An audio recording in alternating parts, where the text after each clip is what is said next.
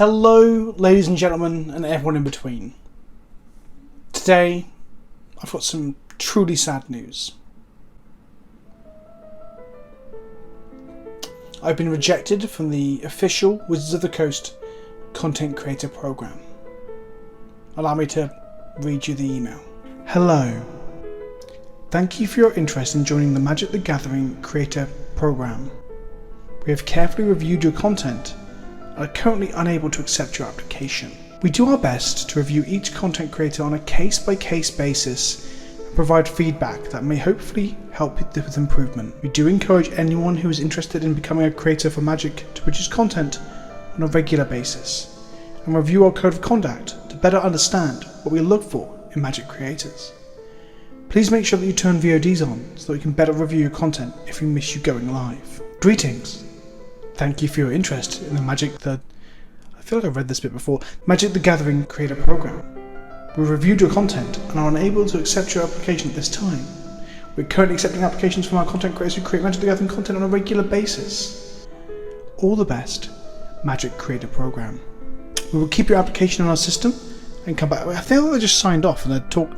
We will come back to your application in our system and come back to review your content once more availability has opened. We can see that there has been significant improvements in your content. In the meantime, please feel free to check out our knowledge-based links where you can learn more about what it means to be a Magic creator through the Wizards Code of Conduct and the Wizards Creator Program Terms and Conditions. If you have any further questions regarding your application or would like to resubmit, please reach out to creators@wizards.com and we'll be happy to help you. We may also be able to provide you with further feedback if you would like. Thanks. Magic Creator Program Team. Right. What the fuck is that letter? Okay, so I'm going to clear a few things up before I go on in this video. It's not an angry rant. I'm not shouting at Wizards of the Coast. I have got a few criticisms to level, but I just want to point out that I'm not angry or upset about not getting into the creator program. The reason I wasn't going to make this video, but I got a few messages after I tweeted about it a little bit, the email that I got, and some people were genuinely like, "Oh, I'm so sorry to hear that," and people thought I was a bit upset. So I wanted to make this video to give some context of that, talk about my feelings a little bit, what the program is and how it affects the community as a whole, and then talk about where we go from here. Now, it's interesting that it says if you have any further questions regarding the application and you would like to resubmit, please reach out to them. I'm not going to bother. So, honestly, the people watching these videos are way more important than Wizards of the Coast to me. That said, I'm not trying to burn a bridge here or have a go or shit on their doorstep. Like, myself and Wizards of the Coast have a relatively good relationship. I know several people at the company that I get on with very well. They have done paid promotions with me before. I've done the Secret Lair reveals, which is a paid promotion. I've been invited to their, like, European PR events and stuff like that. I've done commentary, not directly for Wizards of the Coast, but other larger entities and stuff like that within the community. And on the whole, although I say naughty words like shit, fuck, and buggery, like, I don't think I'm in bad standing with them. Some people are going to say, well, is it the code of conduct? If you look for the code of conduct, it's basically asking me not to link to pornography and not to spout hate speech. And if anything, I'm constantly attacked by people on other websites, like certain subreddits, for being an SJW cuck and all that sort of shit, because I believe in the rights of human beings. Like, I am pro-trans rights, and I won't put up with any form of homophobia on my Discord or on my Twitch chat or whatever. So I don't think it's anything to do with my relationship with Wizards souring, or it's to do with the code of conduct. If I'm honest, I think the entire system appears to have gone, maybe it wasn't originally or intended to be, but it's gone completely automated. And maybe, just maybe, this is a COVID thing. Maybe, just maybe, they can't afford to pay the people they originally wanted to, or they've peeled back the funding for this thing, because that email is 100% automated. Now, I had this inkling already. Like, when you look at it, it says hello to me twice, it says goodbye twice. It feels like some sort of spreadsheet somewhere that populates this with, like, responses, or some sort of code or something has gone a little bit wrong in terms of sending the email. I'm not saying the being rejected thing is wrong, although I'll come to that in a moment, but it feels like the email is a, how do I put this politely, a fucking mess, and proof that automating this sort of thing isn't necessarily your best shot. Further proof to that is that I spoke to a few other creators who also got the rejection email. So to fill you in on how I got this email, someone joked about me being rejected from the program because a lot of people have been thrown out of the program at this point. They joked about it on my Discord call last weekend. So I have a call where I sit down with my biggest patrons and we just shoot the shit brew decks, talk about all sorts of things from world politics through to food and Warhammer and Magic and all that shit. And Megachurv, I think it was, shout out to you, my friend, they joked that, have you been rejected yet? And I thought they were joking because people like Loading Ready Run have been. That's right, Loading Ready Run, who do a paid, like, they are doing the pre-release, the big event before each event, each set coming out for Wizards of the Coast, were rejected. Members of them and the whole thing were being rejected for not fulfilling the challenges, which I'll come to more in a moment. So I reached out to the Hour of Devastation podcast and the Scourge Diva podcast, two British podcasts, both great. I'll put links in the description below to their SoundClouds and the places that you can listen to them. I recommend it. I've been on one of those podcasts, so happy to be on Scourge Divas. Kirsty, and Casey hit me up. But anyway, I reached out to them because I heard that they had been rejected too. What happened was Megachurv had seen that one of them had been rejected, joked to me, and then during my Discord call, I saw the email come through. And I thought it was like, Megachurv, you're never going to get. I told all my patrons of that on the call. So, they've been rejected too. So I asked them. I reached out to them. And Joe from Pete Gardner from Twitter, from the Hour of Devastation podcast, has reached out to them for some clarification. Like I said I wasn't going to. And, well, it says here, "Hi Joe, just wanted to reach out to you regarding your recent email about the creator program. There was a mistake on our end that caused all of our creators to receive the same email. This was unintended, and we're investigating it manually. In the meantime, I want to assure you that you have not been declined from the creator program. Apologies again for the confusion caused, and have a lovely day." What? That would suggest to me that the majority of people that have been rejected, myself included, and Joe, and the Scourge Divas, and anyone else who's been rejected via this thing, especially, there's supposed to be a response from the British team, I'm not going to name any names, but from the British team of influencer community team from Wizards, have we all been incorrectly not allowed in? Are they going to ever say that? Furthermore, if that is the case, are we ever getting told? Is there going to be a public acknowledgement? A follow-up email, perhaps? Yeah, I just pulled my shorts up. I'm so warm. I closed the room off to get the sound. Anyway, that's not relevant. What the fuck is this? So there was some sort of error with the automation, and that's fine. So let's talk about why I signed up and why I'm not too bothered, but why I think this is still relevant to talk about. Originally, the reason I signed up, so originally when it came up, when the Content Creator program came up, I read the description, which I'll link to in the description below, and it basically just lists off, this is a thing for Arena. If you're streaming Arena, you can play Arena, you can do challenges on Arena, and we will give you gems and stuff. And honestly, I stream 1 or 2 times a week. I stream a lot of Modo, I stream a lot of Cube and Legacy and Modern and Pioneer for a little while. I only recently started streaming Arena anyway. I never bothered because I was not fussed about Arena or even streaming that much. I am primarily a YouTuber here on YouTube. However, there is this thing called the Early Access event where content creators can get access to the set a day or two before it's released on Arena to play with new cards and new decks and get access to all the cards on Arena. And I quite like doing those. They're fun. My community enjoy them. The Twitch engagement's pretty good. You get to play with all the cards. You can build all sorts of nonsense. And I started to record videos for YouTube, 1 or 2 each time it happens. So I wanted to be in that event. Apparently, you couldn't be in that event unless you signed up. So I signed up, or at least applied. Never heard back from them. I couldn't find the original email confirming that I'd applied. I believe it was 6 or 8 months from being rejected. However, I was in all the early access events since then. So I didn't need to apply for this thing then.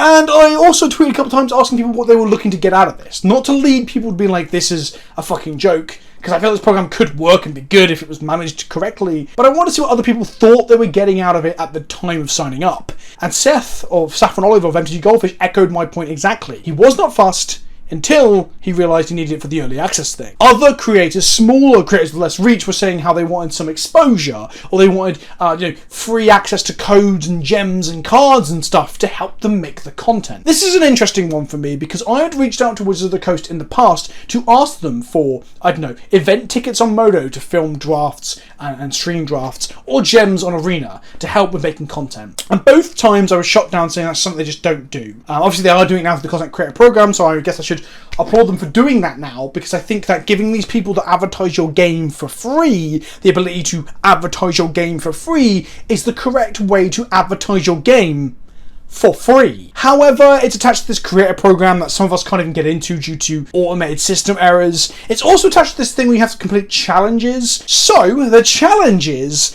are things like do a certain thing on Arena, like have all the shrines out from M21 was one that someone noted on Twitter this morning.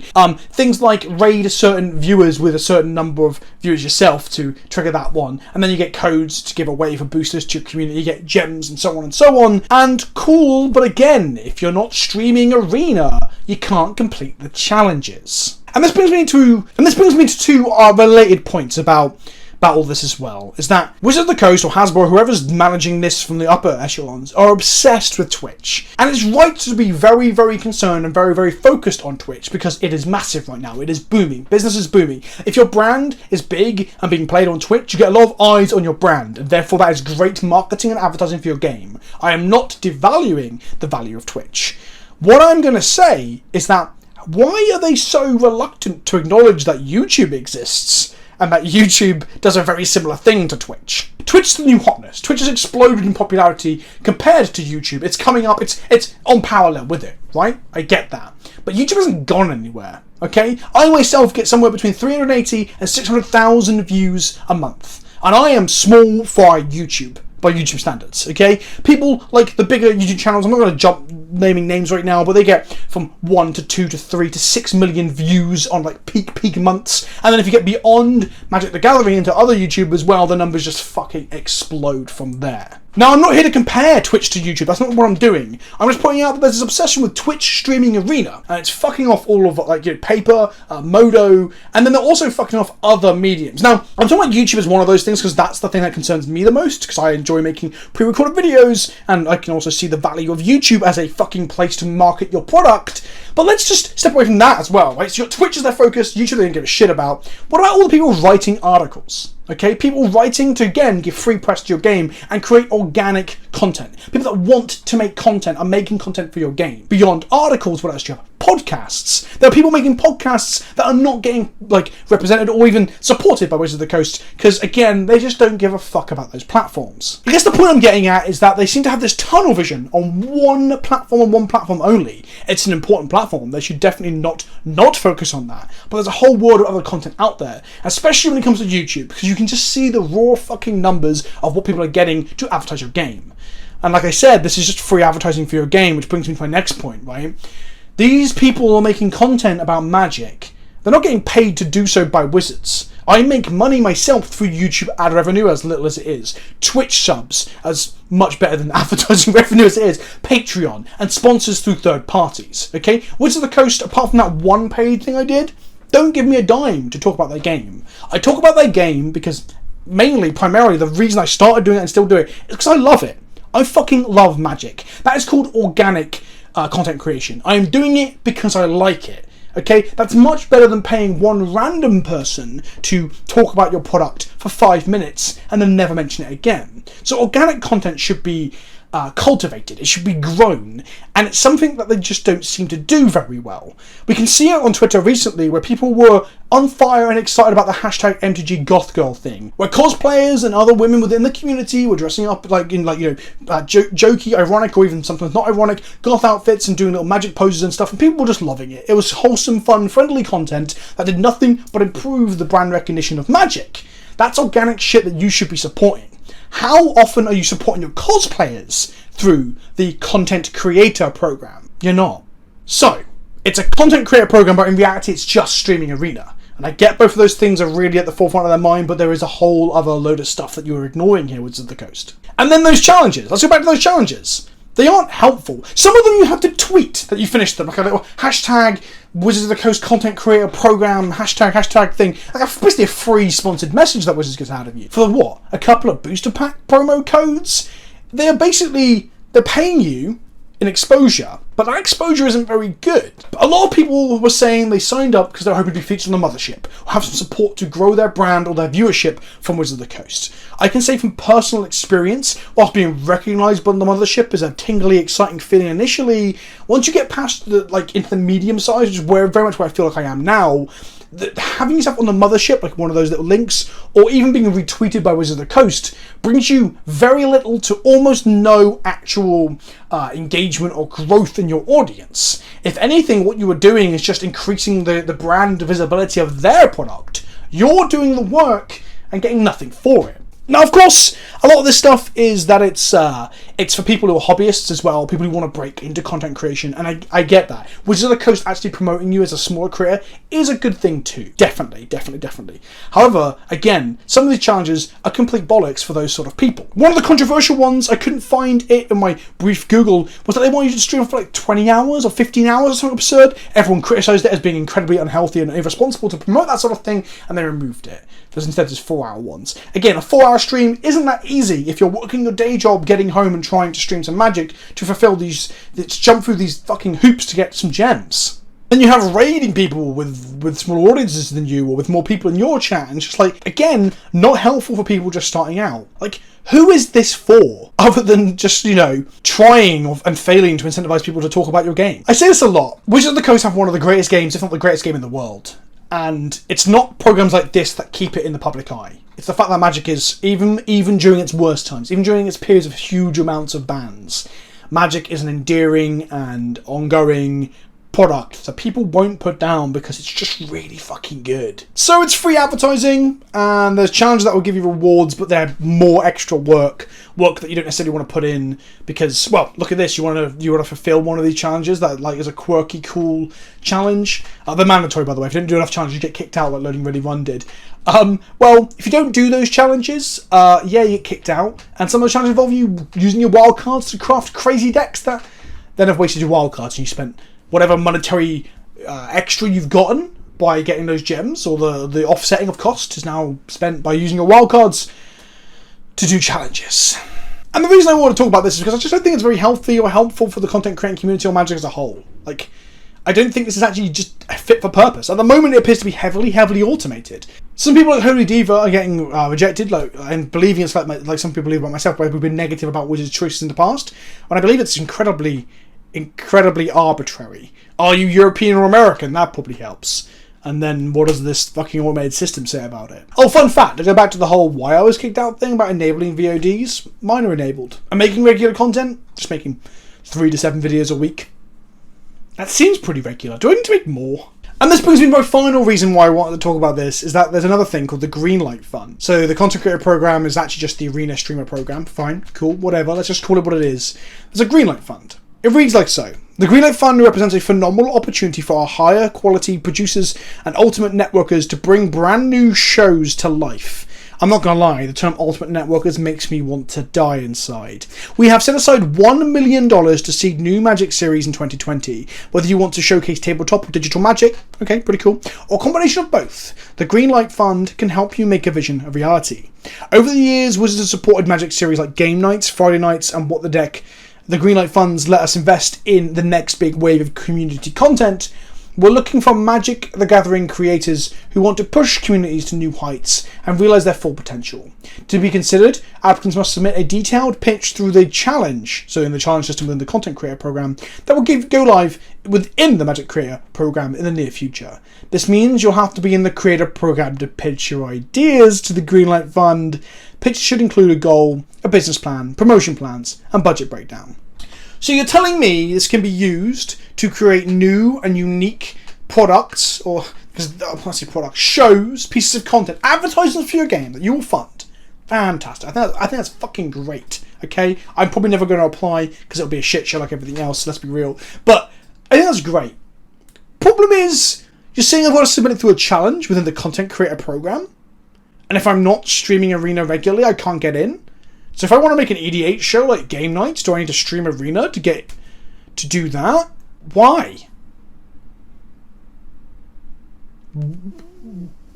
Why? I've seen some people saying they're applying to this. Good, bright, interesting individuals who could probably make some really good content with this money and stuff.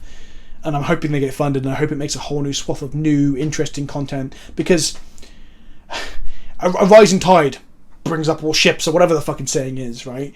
If we have good Magic content and more people get into Magic, all Magic content creators and the Magic community as a whole, we all benefit, okay? But I'm scared this is going to be as much of an automated shit show as the Creator program is. What the fuck's going on? I think these things would have been good if they were just managed by individuals that know what's going on, know what's up, know the Magic community a little bit, whether it be on Twitter or Twitch or YouTube. But it seems to have been gone from, maybe it was managed originally and now it's gone to automation. I don't know why. And that's why I want to talk about it. I think it's kind of a joke at the moment, and it's a shame to see. I don't know. I think newer, smaller creators than myself will also be disenfranchised a little bit frustrated by all this. And I hate seeing that. It's not fair. But maybe seeing that I've been rejected and that Loading Ready Run got thrown out as well, and like Holy Diva didn't get in, and all these people aren't getting in. Hopefully that brings you some respite. Don't forget that you should make content because you love it. And you should make content for your audience, your viewers, your friends, the people involved, the community around you. It's not for Wizards of the Coast. Although, of course, it's advertising their product. Quite often for free. Make content that you enjoy. That's basically the end point of this video. I'll be back tomorrow with a Legacy budget video, because I fucking love Legacy, even if Wizards of the Coast don't. Hope you've enjoyed the video. If you've got any thoughts, please leave them in the comment section down below. Hit that like button, ring that bell, and be good to one another. Let's have this community preach some and practice some like positivity. I think we're just a bit too negative as a whole. Right, see you soon. Ta-ta for now.